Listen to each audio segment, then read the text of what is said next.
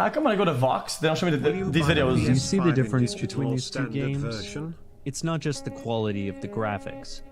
Chat, today, guys, I have no plan for the stream, chat, okay? I'm not gonna pressure myself, chat. I'm just gonna chill. Or, guys, I'm gonna browse, play whatever game, and just chill, okay, chat? Listen. Side to side. Whenever I force it, it's always bad. xQc tell Moxie to unban me from his chat. The advent of 3D games that utilize all the dimensions didn't just require better graphics cards. It required a way to control movement and vision quickly and easily. When you look at the manual for Quake, one of the first games to really utilize what's called free look, you see that the developers didn't really know how to do it either. Some people still used the keyboard to look up and down, and to move forward and backward, arrow keys. But on computers today, a game as popular as Fortnite, a game so mainstream that journalists trying to seem hip add Fortnite to their videos, even Fortnite defaults movement controls to the same 4 keys. Not the arrow keys, but WASD. Why? The answer involves gaming's first superstar, and it shows how a legend can actually change the mechanics of play. On Monday, August 26, 1996, the Wall Street Journal featured an article about a presidential campaign. Guys, if you meet somebody that says that it's called WSAD or WASD, okay, chat, don't trust them. Whatever they say, just and the first professional gamer, from them. Dennis Thresh Fong. They ended up doing that little stencil drawing of me. I think it was me and I think it was Bill Clinton. What got me into gaming initially were called MUDs, multi-user dungeons. Think of it as like World of Warcraft, but text-based World of Warcraft. That sounds kind of fun. So like if you wanted to walk in this game, you would have to literally walk north, walk south. But Thresh didn't build his reputation on text-based games. It was playing the 3D game Quake, released in 1996. He never lost a tournament. But the game did present some new control challenges for all players. When most people started playing games back in those days, you just used the keyboard.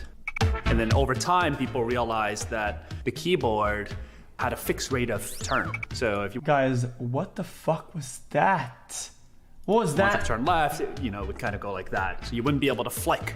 I eventually switched to a mouse. A keyboard and mouse combo were necessary by the late 90s, so it was crucial to find a way to use the mouse to look and the keyboard to move the player. But the programmers didn't figure out the best way to do it. The players did. Some people use the arrow keys, which are on the right-hand side of the keyboard, and the mouse. Some people would only use a keyboard. Some people would use kind of a horizontal row, so like ESDF.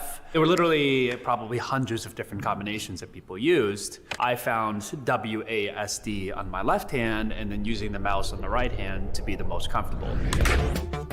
By default, the weapons, you have to hit the numbers to switch weapons. The arrow keys were far from weapons switching numbers and other important keys like control and shift. The inventor. To strafe or step sideways, you often needed to hit a side directional key and shift at the same time. That was easier with WASD than arrows. But ESDF or RDFG might have accomplished the same thing. It was Thresh's influence that made WASD a standard. People started copying and using WASD and the mouse as their standard key configuration. I think enough people started using it, it became really popular, where the games just started making that the default key combination and configuration for a lot of games like Quake. Programmer John Carmack built Thresh's configuration into a special command in the sequel. Wait, Quake 2. These are video game ballers, dude. Dude, look at those. They're way ahead of their time, dude.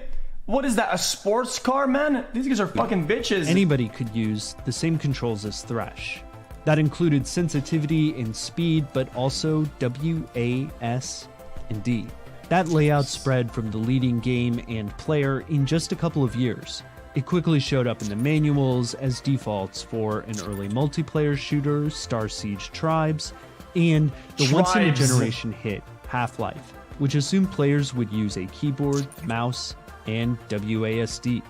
I can't say that I invented it. It was just what was comfortable for me, and as the top player in my generation, people just wanted to use what I use. It's kind of cool that it's the standard today.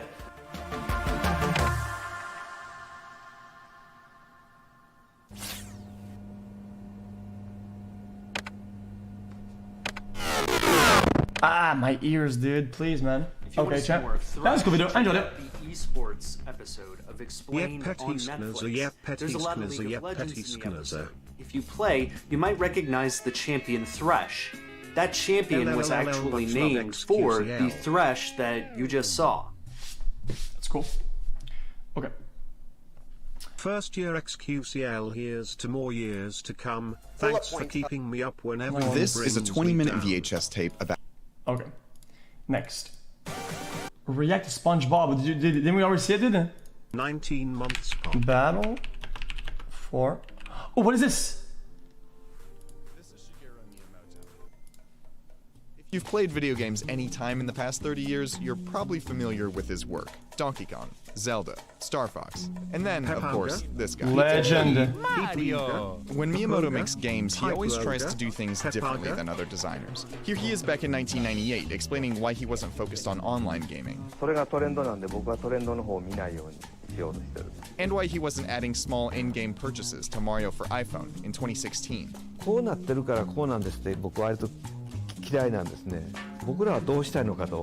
Miyamoto has helped define a lot of what makes a video game great. So, how does he do it?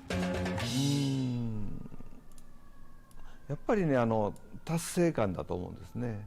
で、達成感にはいろんなことがあると思うんですけど、まあ一つはクリアするっていうボスを倒すとかゴールに行くという達成感もあるんですけども。In 1981, one of Miyamoto's first assignments at Nintendo was to design a replacement for a game called Radar Scope. It had performed really poorly in the US, leaving the company with 2,000 unsold arcade units, and this is what he came up with. 2000. Miyamoto based the story on the love triangle in Popeye, between a bad guy, a hero, and a damsel in distress. But since Nintendo couldn't secure the rights to use those characters, Miyamoto replaced them with a gorilla, a carpenter, and his girlfriend. In later games, that carpenter became a plumber, and his name changed from Mr. Video to Jumpman, and then to Mario, after this guy, the landlord of a Nintendo warehouse near Seattle. This is one of the first times that a video game's plot and characters were designed before the programming. ビデオゲームっていうもともと技術者が作ったんですね。プログラマーとかハードウェア技術者が作るっていう。で、それを僕らはデザイナーっていうか、僕は工業デザイナーだったんですけど。Industrial design is really cool. アーティストとか言われる。そういう人たちがリードして作るようになったのが多分僕の世代だと思う。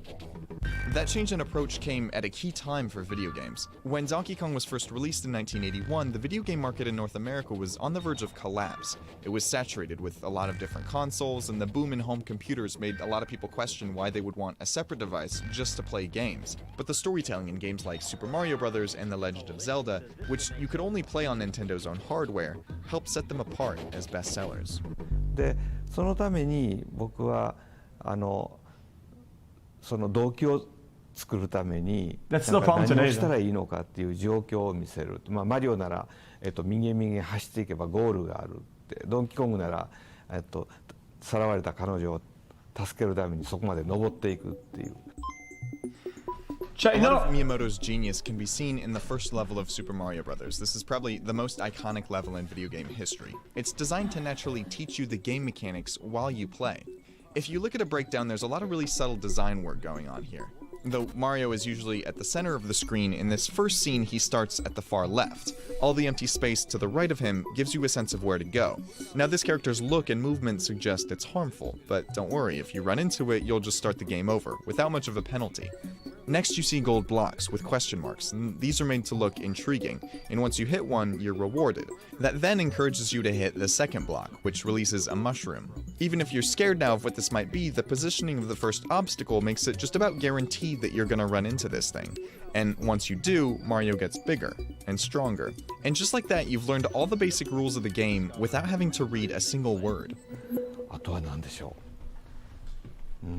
More complicated games do this now. Are good at そ doing こへ this. 入り込んでしまうっていう自分がやっぱりヒーローになった気分になるって、勇者になった気分になるって、本当に泣いてしまうとか、そういう思い入れ。Immersiveness in a video game has a lot to do with the controls. The more precisely you can move your character, the more you feel like you're part of the story. And Nintendo has always been a pioneer with controllers. It was the first to have the classic setup of the directional pad on the left and the buttons on the right, the first to have left and right shoulder buttons, the first to have a 360-degree thumbstick, and the first to bring motion control to the mass market. But with 2016 Super Mario Run... Hold up, chat. This is the question, okay, chat? Don't get mad at me. Chat, if most are right-handed, why would you put precise devices and things that require precision on the left side if all you have to do is mash buttons on the other side, which is your good hand? Buttons, the first to have a 360-degree thumbstick, and the first to bring motion control to the mass market. But with 2016 Super Mario Run, Nintendo, for the first time, made a game for a controller it didn't design. Where's the question mark? 要は考えるんですけどね、考えて仲間と議論するんですけども、やっぱり例えばスーパーマリオのゲームでいうと、もう僕たちはずっと面白いと思って作ってるんですよね。だんだんと遊ばなくなっていくって。で、そうするとなぜ遊ばなくなるのかっていうと、難しいから。The Wii U flopped when it came out in 2012, and Nintendo 3DS sales are far below those of its predecessor. But the number of American gamers playing on mobile phones has doubled to more than 164 million between 2011 and 2015. You can kind of think of Super Mario Run as a shift from immersiveness to accessibility. でそこをどんどん積み上げていったので、結構初めて遊ぶ人から上級者までいろんな遊び方ができる遊びができたと思います。And that's kind of been Miyamoto's design philosophy from the very start. Make fun games that everybody can play. And the rest is in our hands. These controls direct the characters. The better your eye-hand coordination, the better you do. That was a really good video, dude. I like that. No, it's not about gatekeeping. I think it's more about Look at some of the PlayStation memes. If you scam, it'll be Pep sad crying Fieldspartman all month. Yeah, I don't know, dude. I don't know.